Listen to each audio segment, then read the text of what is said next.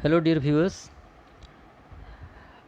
in this video I am just going to discuss with you some tips to calculate national income with the value added method correctly and conveniently. Okay, तो हम क्या हुआ था ना last previously जो हम video देखे थे जिसमें हम आउटपुट मेथड के बारे में डिस्कशन किए थे डिटेल में, वहाँ पे हम लोग जब सेल्स के बारे में डिस्कशन कर रहे थे, I was showing you some one chart to explain sales and intermediate expenditure. वहाँ पे टेक्निकल प्रॉब्लम्स कुछ आ गया था for which I think you might have not able to see the explanation correctly. तो वो चीज़ को आपको हेल्प करने के लिए मैं ये वीडियो प्रिपेयर कर रहा हूँ। I hope this will be useful for you. तो चलिए, वैल्यू एडेड मेथड में जब हम कैलकुलेट करेंगे नेशनल इनकम या तो कोई भी figure any kind of what aggregate, तो याद रखिए हम सिंपल 3 स्टेप्स में उसको कर सकते हैं। 3 स्टेप्स हमको चाहिए। वो बेसिक 3 स्टेप्स क्या हैं मैं आपके सामने अभी बताने वाला हूँ, ठीक है। तो देखिए, पहले हमको चाहिए क्या, वैल्यू ऑफ आउटपुट। फर्स्ट हमको चाहिए वैल्यू ऑफ आउटपुट। याद रखिए ये सब नोट भी आप कर सकते हैं। वैल्यू ऑफ आउटपुट, पहले इसको हमको कैलकुलेट करना पड़ेगा, या तो कैलकुलेट करने की हम कोशिश करेंगे क्वेश्चन में से, ठीक है। सेकेंड हमको जो चाहिए होगा वो है इंटरमीडिएट एक्सपेंडिचर। जैसे कि आप लोग जानते हो, इंटरमीडिएट एक्सपेंडिचर, ये सेकेंड स्टेप हो गया। थर्ड स्टेप हो गया, ये दोनों कैलकुलेट करने के बाद हम लोग जीडीपी एमपी में पहुंच जाएंगे, राइट और नॉट। ये दोनों के बाद हम लोग क्या करेंगे, जीडीपी एमपी में पहुंच जाएंगे। जब हम वैल्यू ऑफ आउटपुट से माइनस कर देंगे किसको, इंटरमीडिएट एक्सपेंडिचर को, तो जीडीपी एमपी हमारे पास आ जाएगा। तो अगर नेशनल इनकम पूछा है तो जीडीपी एमपी को सिंपली हमको कन्वर्ट करना है नेशनल इनकम में। सपोज आपको डोमेस्टिक इनकम पूछा है, एनडीपीएफसी जिसको हम कहते हैं, तो उसको कन्वर्ट करना है। तो थर्ड स्टेप जो है वो कन्वर्सन है, ठीक है कि नहीं। यहाँ पे मैं लिखता हूँ कन्वर्सन, क्योंकि यहाँ पे मैं एग्जैक्टली नहीं लिख रहा हूँ नेशनल इनकम, क्योंकि आपको नेशनल इनकम की जगह सपोज डोमेस्टिक इनकम पूछा होगा तो अकॉर्डिंगली आपको कन्वर्ट करना पड़ेगा, ठीक है। तो थर्ड स्टेप जो है हमारा ये है कन्वर्सन। तो बेसिकली ये दो आपको करना ही पड़ेगा, वैल्यू ऑफ आउटपुट निकालना और इंटरमीडिएट एक्सपेंडिचर को कैलकुलेट करना, ये ज़रूरी है। उसके बाद क्वेश्चन के हिसाब से आप उसको कन्वर्ट करेंगे by using the correct variables, ठीक है। तो ये तीनों को मैं आपको आज बताने वाला हूँ। ये तीनों आप थोड़ा सा ध्यान में रखिए, प्रैक्टिस कीजिए, आराम से आप कोई भी क्वेश्चन सॉल्व कर पाएंगे, ठीक है। तो पहले हम देखेंगे कि वैल्यू ऑफ आउटपुट कैसे हम कैलकुलेट करते हैं, राइट। तो वैल्यू ऑफ आउटपुट होता क्या है। अगर एक suppose take for example in an economy pens production हुआ, let me say pen production हुआ, ठीक है। ये हो गया आउटपुट, पेन मतलब आउटपुट। तो जो भी प्रोडक्शन होता है तीनों सेक्टर में, प्राइमरी सेकेंडरी टर्शियरी सेक्टर में, उसको हम आउटपुट कहते हैं। मैं यहाँ पे एग्जांपल लेता हूँ, सपोज पेन प्रोडक्शन हुआ। कितना पेन प्रोडक्शन हुआ, सपोज 100 पेन प्रोडक्शन हुआ, एंड उसका मार्केट प्राइस सपोज था, एक पेन का मार्केट प्राइस था 5 रुपया, तो 100 पेन का मार्केट प्राइस कितना निकला, 500 रुपीज़। तो ये हो गया वैल्यू ऑफ आउटपुट। तो ये एक तरीका है वैल्यू ऑफ आउटपुट निकालने का। क्या तरीका है, क्वांटिटी आपके सामने दिया होगा क्वेश्चन में। अगर आप देख रहे हो कि आपके क्वेश्चन में क्वांटिटी नाम का कोई चीज़ है, क्वांटिटी ऑफ आउटपुट, एंड उसका प्राइस भी दिया है, ये जैसे प्राइस यहाँ पे है, ये दोनों अगर चीज़ें आपको दिया हुआ है क्वेश्चन में, तो क्वांटिटी को प्राइस में मल्टीप्लाई कर दीजिए, आपको वैल्यू ऑफ आउटपुट मिल जाएगा, ठीक है। I hope you understand it. ये हो गया वैल्यू ऑफ आउटपुट, इस तरह से मिल जाएगा। तो पहला स्टेप क्या था, वैल्यू ऑफ आउटपुट निकालना। कैसे निकला, ये क्वांटिटी आपके साथ दिया होगा, क्वांटिटी अगर दिया हुआ है, प्राइस अगर दिया हुआ है, तो दोनों को मल्टीप्लाई कर दीजिए, मिल जाएगा क्या, वैल्यू ऑफ आउटपुट, ठीक है। ये है फर्स्ट स्टेप।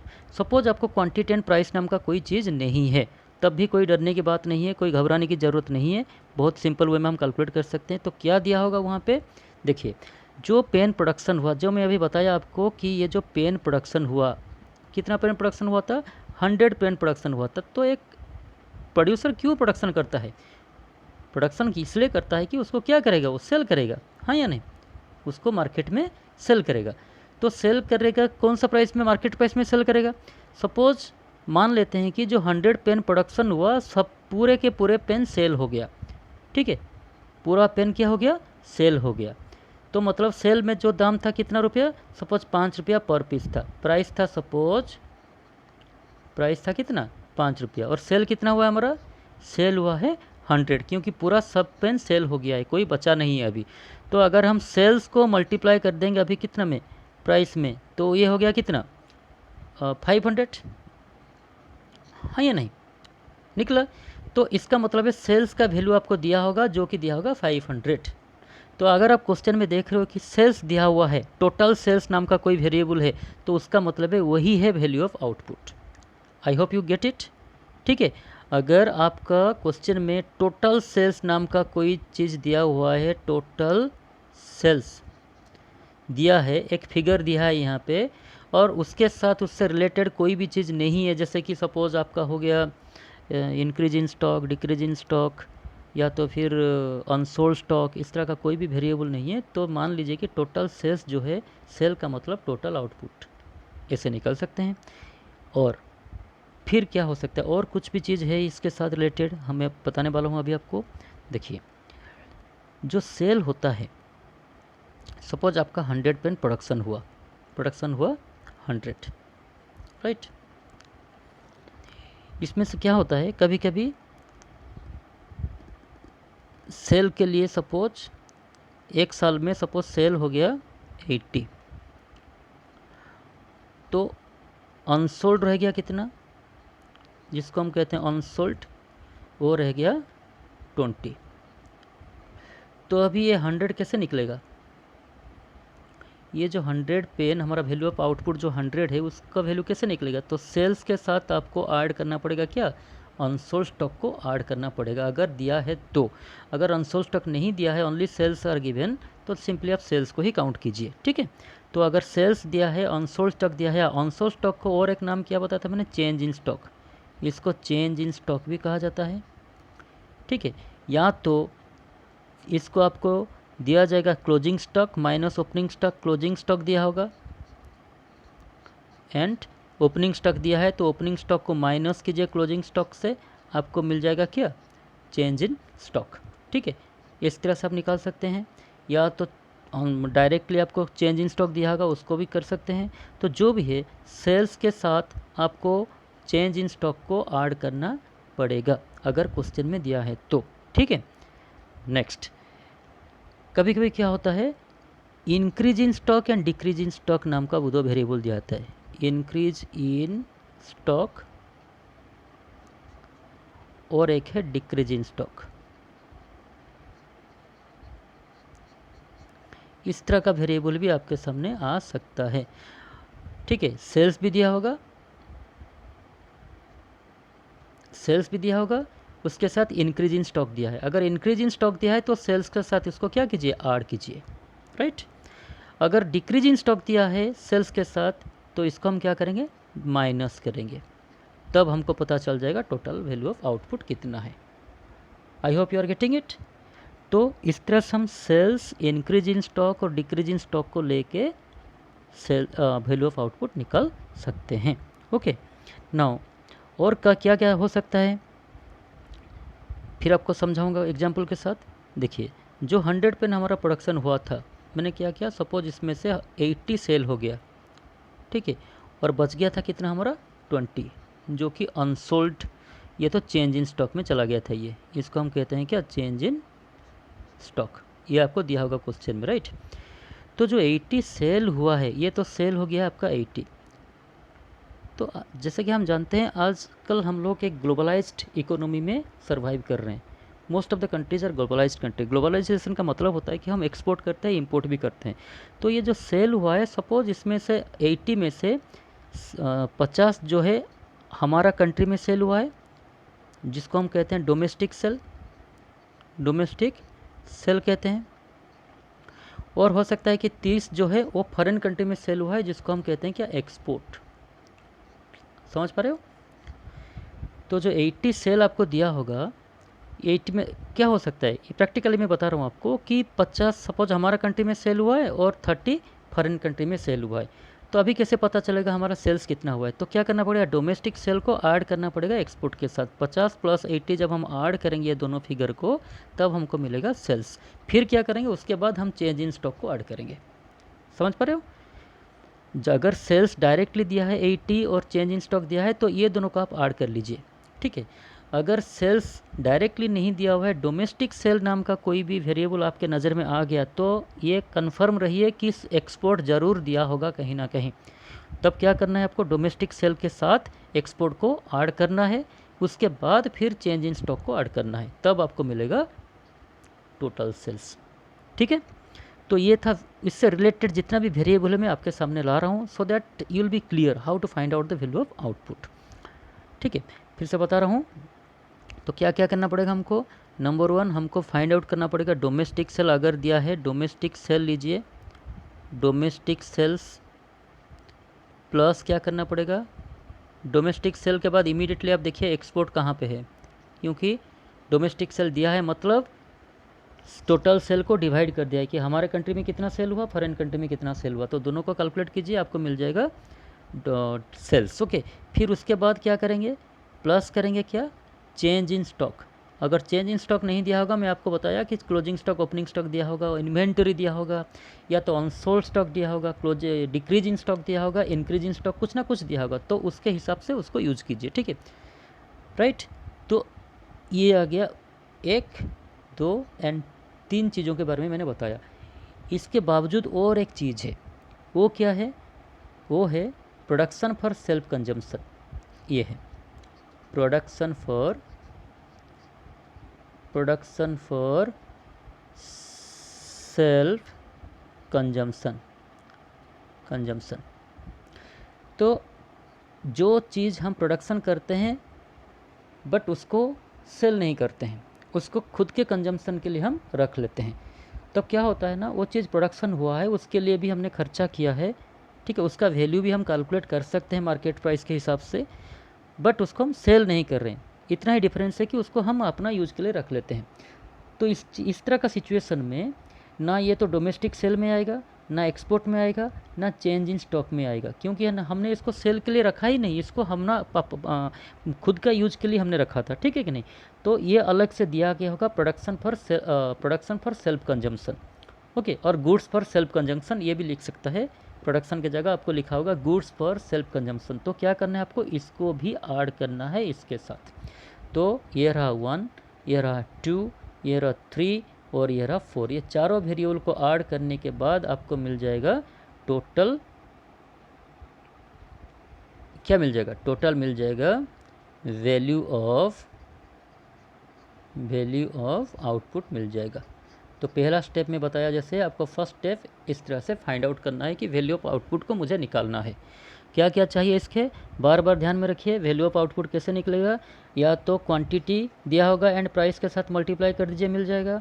अगर ये दोनों नहीं दिया है तो आपको सेल्स डोमेस्टिक सेल्स, एक्सपोर्ट, उसके बाद चेंज इन स्टॉक और गुड्स फॉर सेल्फ कंजम्पशन, ये सारी चीज़ों को आप ढूंढिए क्वेश्चन में कहाँ पे है, ठीक है।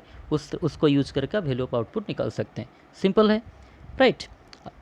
नेक्स्ट, तो ये पहला था। सेकेंड हमको क्या फाइंड आउट करना था, इंटरमीडिएट एक्सपेंडिचर। ये क्यों चाहिए आप पूछेंगे अभी। देखिए, इंटरमीडिएट एक्सपेंडिचर हमको इसलिए चाहिए जब हम एग्जैक्टली वैल्यू एडिशन कितना हुआ, value addition by the different sectors, ठीक है। जैसे एक सेक्टर दूसरा सेक्टर का रॉ मटेरियल यूज करता है, तो इसी तरह से टोटल वैल्यू एडिशन कौन सा सेक्टर कितना किया, उसको निकालने के लिए हमको चाहिए क्या, intermediate expenditure. Without calculating intermediate expenditure we can not find the exact value added by the different sectors in the economy. तो दैट इज़ वाई हमको सेकेंड जो है इंटरमीडिएट एक्सपेंडिचर कैलकुलेट करना पड़ेगा। तो इंटरमीडिएट एक्सपेंडिचर कैलकुलेट करने का तरीका क्या है, देखिए क्या क्या निकलाएंगे। पहला आप देखिए कहीं पे इंटरमीडिएट एक्सपेंडिचर का नाम का कोई चीज़ है क्या, आपको डायरेक्ट क्वेश्चन में इंटरमीडिएट एक्सपेंडिचर अगर कहीं पे दिया है तो डायरेक्टली उसका ही वैल्यू को ले लीजिए। सपोज इंटरमीडिएट एक्सपेंडिचर दिया है 1000, तो यही है आप लोगों का इंटरमीडिएट एक्सपेंडिचर, और कुछ आपको ढूंढने की ज़रूरत नहीं है, ठीक है। सपोज ये नहीं दिया है तो क्या करेंगे, तो इस तरह का सिचुएशन में क्या करना है, अगर इंटरमीडिएट एक्सपेंडिचर नहीं दिया हुआ है, इंटरमीडिएट एक्सपेंडिचर होता क्या है, जो रॉ मटेरियल में हम खर्चा करते हैं, एनर्जी कंजम्पशन में जो खर्चा करते हैं, उसको हम बोलते हैं इंटरमीडिएट एक्सपेंडिचर, जो कि दूसरा फार्म से हम खरीदते हैं रॉ मटेरियल के हिसाब से, या तो एनर्जी के लिए हम खरीदे, वाटर हमने यूज किया प्रोडक्शन के लिए, तो वो सब चीज़ों को हम कहते हैं intermediate expenditure. Means those things which are completely used of in the process of production, और those things which are transformed into other goods. जैसे कि शुगर केन से शुगर बना लिया हमने, ठीक है, तो शुगर केन क्या बन गया, रॉ मटेरियल बन गया, ठीक है कि नहीं, वो एक इंटरमीडिएट एक्सपेंडिचर होगा। इलेक्ट्रिसिटी जो है प्रोडक्शन में कम्प्लीटली कंज्यूम हो जाता है, ठीक है कि नहीं, हाँ, उसका पार्ट हम उसको हम देख नहीं सकते, उसको महसूस नहीं फील नहीं कर सकते in the product, but that is also used. तो इसलिए इंटरमीडिएट एक्सपेंडिचर का मतलब होता है those things which are either completely used और those things which are transformed through the process of production. Okay, तो इस तरह का चीज़ों को हम कहते हैं इंटरमीडिएट एक्सपेंडिचर। ओके, तो आइदर ये आपको डायरेक्टली दिया होगा या तो फिर कैसे दिया होगा। इंटरमीडिएट एक्सपेंडिचर का दो पार्ट हो सकता है। इंटरमीडिएट मैं आपको बता रहा हूँ यहाँ पे, देखिए इंटरमीडिएट एक्सपेंडिचर का एक होगा, दिया जाएगा आपका डोमेस्टिक परचेजेस। डोमेस्टिक परचेज, इसका मतलब है कि जो फार्म प्रोडक्शन कर रहे हैं वो हमारे कंट्री के अंदर जो दूसरे फार्म हैं उनसे कुछ रॉ मटेरियल परचेज किए हैं। सपोज़ एक कंपनी टायर बना रहा है और एक कंपनी जो है वो रबर बना रहा है, ठीक है। रबर जैसे कि हम प्राइमरी सेक्टर में बनाते हैं, सपोज़ रबर का प्लांटेशन होता है, तो जो सपोज़ हम एक टायर कंपनी जो कि हमारे इंडिया के अंदर कुछ लोगों से, कुछ फार्म से रबर ख़रीदता है और उसको टायर बनाता है, तो ये हो गया डोमेस्टिक परचेज, ठीक है कि नहीं। सपोज़ वही कंपनी रबर बनाने के लिए जो कलर यूज होता है या तो जो भी दूसरा कुछ केमिकल यूज होता है वो लाता है कहाँ से, फॉरेन कंट्री से, वो लाता है कहाँ से, फॉरेन कंट्री से, तो इसको हम कहेंगे इम्पोर्ट, ठीक है। कुछ रॉ मटेरियल वो सपोज फॉरेन कंट्री से लाया तो इसको कहेंगे इम्पोर्ट। तो सपोज डोमेस्टिक परचेज में उसका खर्चा हुआ 50 रुपया रबर के लिए एंड इम्पोर्ट उसने किया सपोज 20 रुपीज़ का, फॉरेन कंट्री से 20 रुपये का रॉ मटेरियल खरीदा, तो ये दोनों मिला के कितना हो गया, 70 हो गया। तो ये होगा 70 जो है ये है इंटरमीडिएट एक्सपेंडिचर, समझ पा रहे हो। तो आइदर ये इंटरमीडिएट एक्सपेंडिचर डायरेक्टली आपको 70 दिया होगा, नहीं तो उसको स्प्लिट करके डोमेस्टिक परचेज एंड इम्पोर्ट नाम का दो चीज़ में दिया होगा, दोनों का आप ऐड कर लीजिए तो आपको मिल जाएगा क्या, इंटरमीडिएट एक्सपेंडिचर। ओके, तो इंटरमीडिएट एक्सपेंडिचर क्या हुआ, फिर से मैं लिखूँगा। इंटरमीडिएट एक्सपेंडिचर में हमने क्या देखा, एक तो आया डोमेस्टिक परचेज, डोमेस्टिक परचेजेस, और परचेजेस फ्रॉम डोमेस्टिक फार्म्स इस तरह भी दिया सकता है।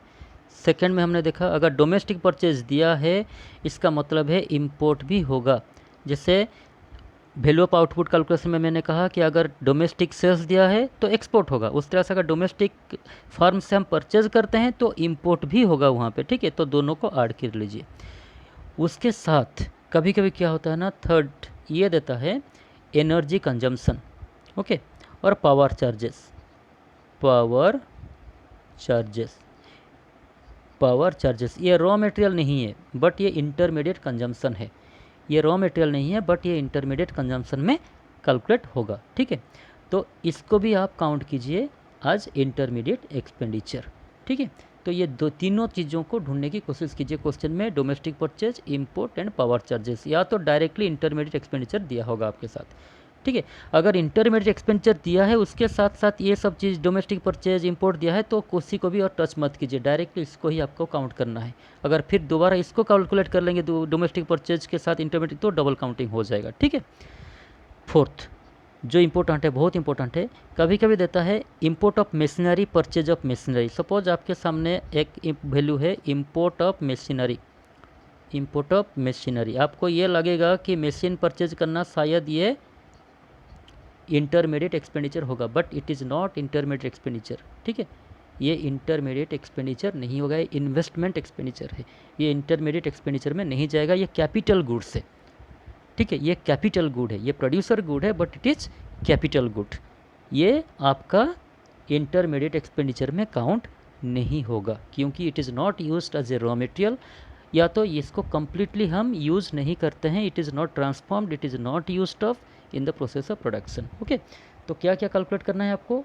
एक तो कैलकुलेट करना है domestic, first you have to calculate what, yes you have to calculate domestic purchase, second you have to find out import, okay, third में देखना है पावर चार्जेस नाम का कोई चीज़ है क्या, power charges, energy charges, electricity bill, electricity charges, कुछ भी नाम के दिया सकता है वो, ठीक है।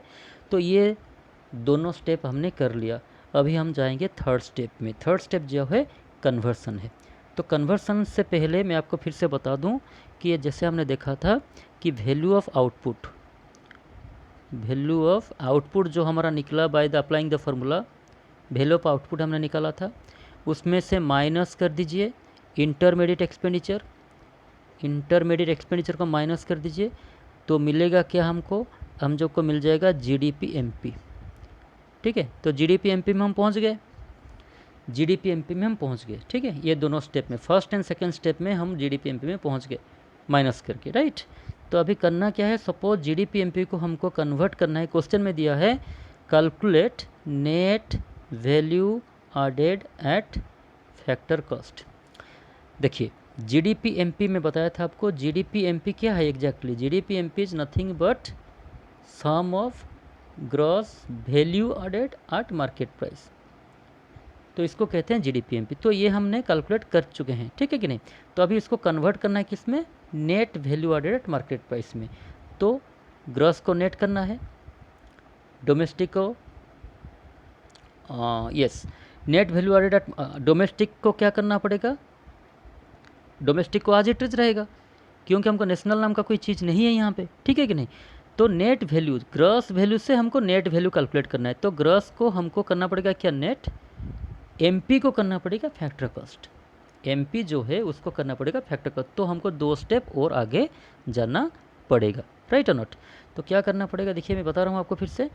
तो जीडीपी एमपी हमारे पास है अभी, जीडीपी एमपी, इसको कन्वर्ट करना है नेट वैल्यू एडेड मतलब एनडीपी, याद रखिए नेट वैल्यू एडेड मतलब NDP at factor cost.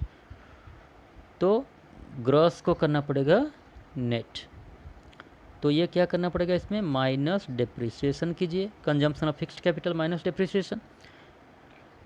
MP को करना पड़ेगा फैक्टर कॉस्ट, एमपी को फैक्टर कॉस्ट करने के लिए माइनस एनआईटी, और indirect tax minus subsidy, indirect tax minus subsidy जो भी होगा वो एनआईटी होगा, उसको माइनस कर लीजिए ये वैल्यू से, तो मिल जाएगा आपको एनडीपीएफसी। सिंपल, ये सुनो।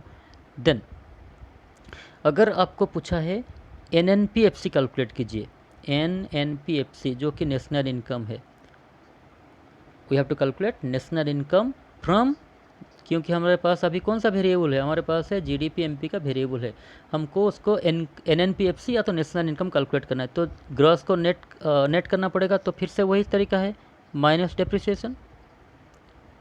डोमेस्टिक को अभी नेशनल करना पड़ेगा, तो क्या करेंगे यहाँ पे, प्लस करेंगे एनएफआईए, ठीक है कि नहीं। एमपी को करना है एफसी, तो माइनस एनआईटी। ये तीनों तरीका अगर तीनों स्टेप्स में हम कर सकते हैं कन्वर्ट, ठीक है। तो ये था आपका total procedure, how to calculate national income, domestic income और any other variable by applying the method. बस ये आपको ध्यान रखना है कि सही वेरिएबल को सही जगह पे सही तरीक़ा से यूज़ कीजिए। एग्जाम्पल, अगर NFIA net factor income to abroad दिया है फ्रॉम एब्रोड की जगह, तो इसको आपको ध्यान में रखना होगा कि इसको माइनस करना पड़ेगा, जीडीपी एमपी से उसको माइनस करना पड़ेगा, क्योंकि टू एब्रोड दिया है। अगर यहाँ पे आपने प्लस कर लिया तो आंसर गलत हो जाएगा, ओके। तो इसलिए हमेशा ध्यान रखिए कि कौन सा वेरिएबल को कैसे यूज करना है, बट स्टेप्स यही रहेगा, okay. I hope you understand, keep on practising, and if you have any kind of comments, please tell me, any kind of doubts, please tell me, I will try to help you out, okay. Thank you, have a nice day.